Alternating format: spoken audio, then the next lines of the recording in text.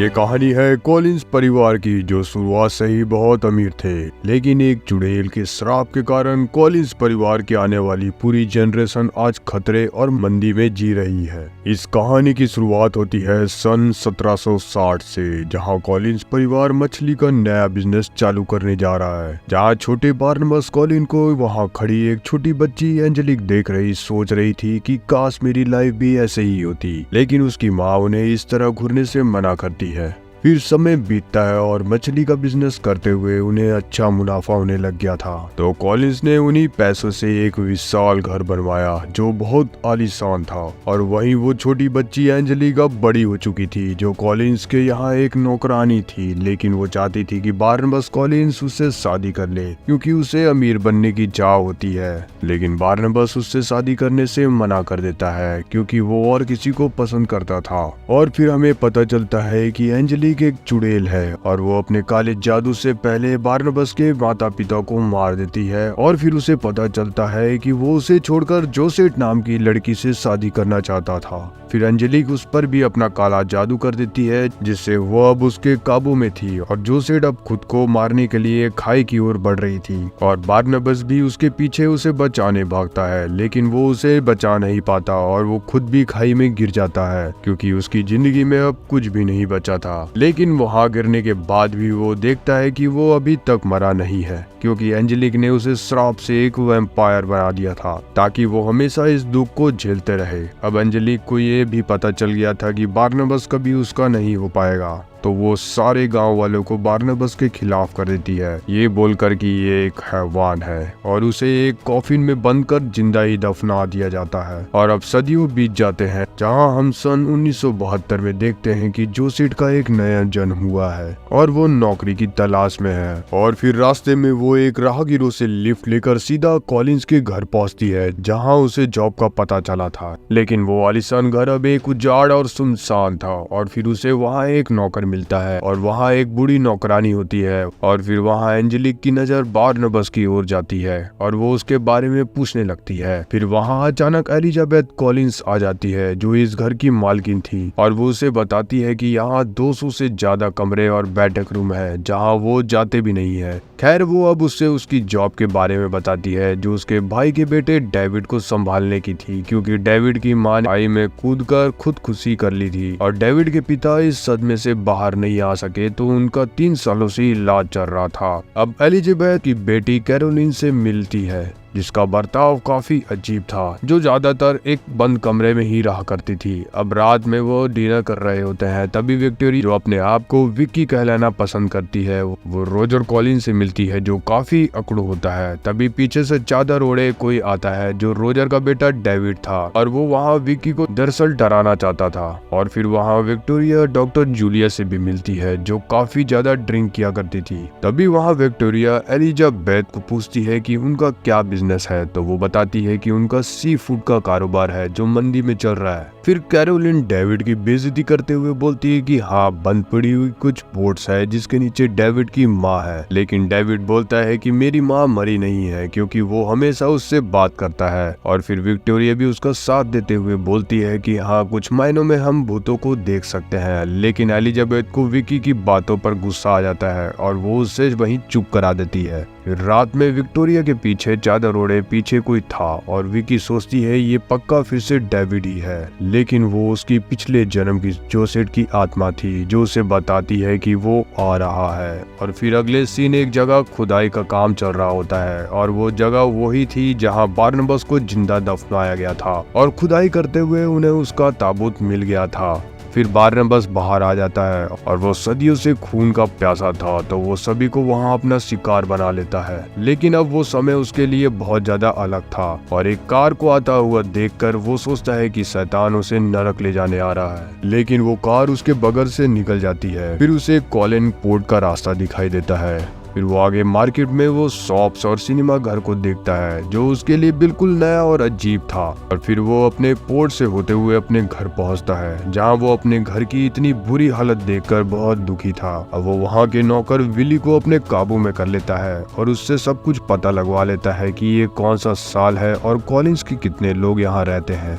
फिर वो अंदर जाकर अपने घर की तारीफें कर रहा होता है। इतने मजदूरों और कारीगरों ने मिलकर इस घर को बनाया है। और फिर वहाँ वो डेविड और कैरोलिन से भी मिलता है, जिसे वो दोनों देखकर हैरान थे क्योंकि वो बिल्कुल वहाँ लगी तस्वीर जैसा दिख रहा था। फिर वहाँ एलिजाबेथ आ जाती है जो उसे बात करने ले जाती है। फिर वो एक खंजर उठाकर छुपा लेती है क्योंकि उसे उस पर शक था। फिर वो अपने आप को साबित करने के लिए वहाँ का एक खुफिया दरवाजा खोलकर दिखाता है और बताता है कि वही है बारनबास कॉलिन और वो एक वैम्पायर है। और वो वादा करता है कि इस घर में रहने वाले किसी को भी वो नुकसान नहीं पहुंचाएगा। फिर वो दोनों वहाँ बेसमेंट में अंदर जाते हैं जहाँ बारनबास बताता है कि उसके पिता ने यहाँ बहुत से तहखाने बनवाए थे, लेकिन ये वाला उसका फेवरेट था। और आगे वो खजाने तक पहुँचते हैं। फिर एलिजाबेथ वहाँ उस खजाने को देखकर चौंक जाती है और बारनबास वहाँ से अपने लॉकेट को पहनता है और बोलता है कि उसे इस परिवार का फिर से हिस्सा बनना है। लेकिन एलिजाबेथ की शर्त थी कि ये वैम्पायर वाली बात और जो उनके बीच बातें हुई है वो नहीं तक रहेगी।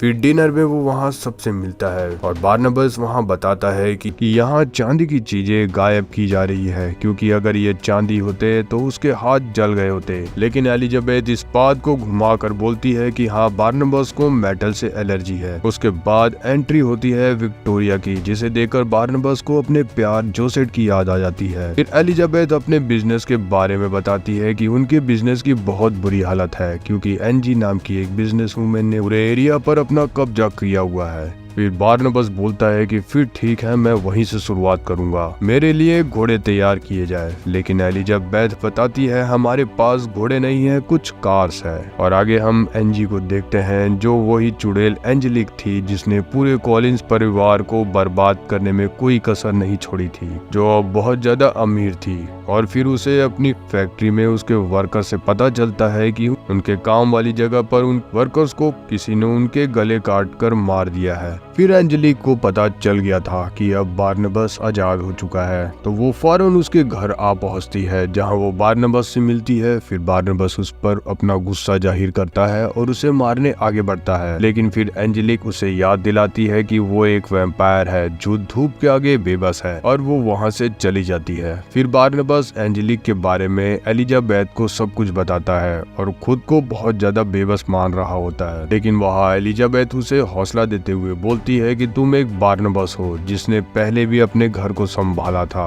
और फिर बारनबास अब जोश में था और वो अपने बिजनेस को बचाने की ठान लेता है। और फिर सुबह बारनबास पूरे घर की सफाई करवाता है, जहाँ चारों तरफ हो रही साफ सफाई के चलते वो कभी किसी कोने में और कभी पर्दों को पकड़कर सो लिया करता था। लेकिन फिर उसके लिए एक आरामदायक ताबूत आ गया था जिससे वो चैन की नींद ले पाए। इस बीच बारनबास और विक्टोरिया एक अच्छे दोस्त बन गए थे और वहीं अब उसकी बंद पड़ी फैक्ट्री भी चालू हो गई थी। लेकिन अब बारनबास को अपने बिजनेस को आगे बढ़ाना था, तो वो वहाँ के एक मछली पकड़ने वाले बोट के कैप्टन से मिलता है जिसे वो बस में कर लेता है, जिससे कि वो मछलियाँ सिर्फ उसे ही बेचे, ना कि एंजेलिक को।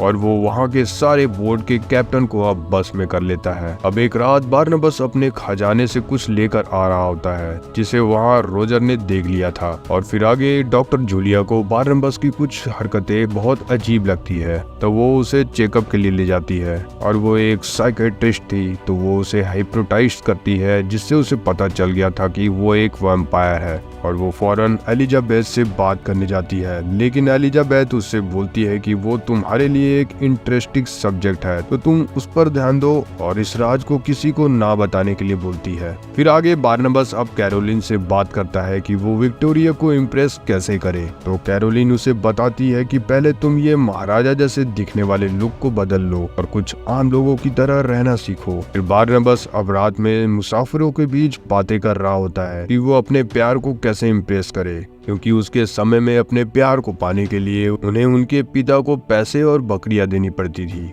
फिर वो मुसाफिर बताते हैं कि आज ऐसा कुछ भी नहीं होता, बस उन्हें प्यार होना चाहिए। और फिर बातचीत खत्म होती है और बारनबास अब वहाँ सबसे माफी मांगते हुए सबको मार देता है। अब अगले दिन डॉक्टर जूलिया बारनबास का इलाज करने में लगी हुई थी, जहाँ बारनबास भी चाह रहा था कि वो फिर से एक इंसान बन जाए। लेकिन डॉक्टर जूलिया को ये कोई बीमारी नहीं लगती, बल्कि वो खुद भी एक वैम्पायर बनना चाहती थी ताकि वो हमेशा जिंदा रहे। अब वहीं विक्टोरिया और बारनबास के बीच दोस्ती गहरी होती जा रही थी और वहाँ एंजेलिक का बिजनेस डूब रहा था। और फिर क्योंकि एंजेलिक सदियों से अलग अलग नाम से इस बिजनेस को चला रही थी तो वो इतनी आसानी से अपना बिजनेस डूबने नहीं देती, इसलिए वो अब सीधा बारनबास से मीटिंग करना चाहती थी, जहाँ एंजेलिक को पता चलता है कि वो उनके लोगों को बस में करके अपने बिजनेस को आगे बढ़ा रहा है। लेकिन फिर भी वो बारनबास को पैसे देकर समझौता करने के लिए बोलती है। अगर बारनबास इनकार कर देता है फिर एंजेलिक उससे बोलती है कि वो उससे पहले जैसा बना देगी अगर वो उसकी बातों को मान ले और उससे शादी कर ले। लेकिन बारनबास उसे मना कर देता है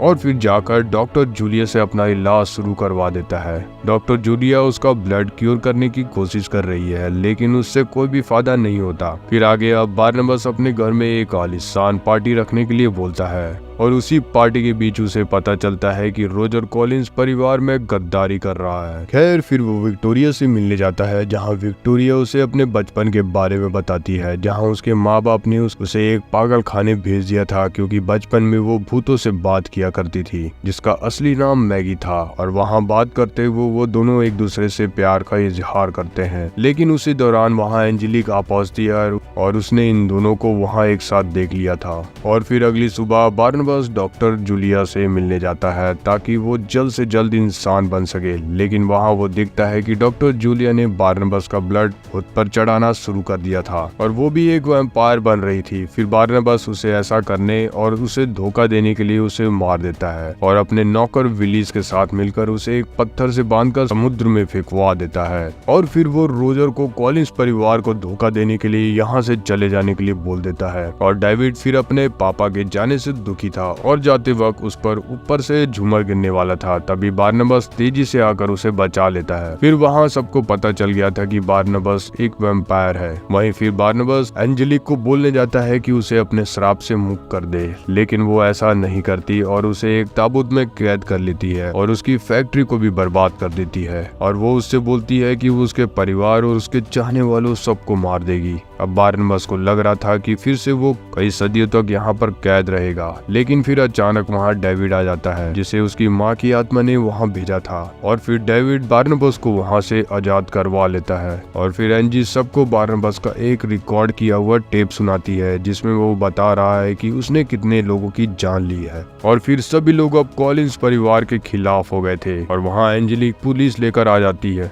लेकिन फिर बारनबास वहां आकर सबको एंजेलिक की सच्चाई बताता है और फिर पुलिस वहां से फिर सभी लोगों को जाने के लिए बोलती है।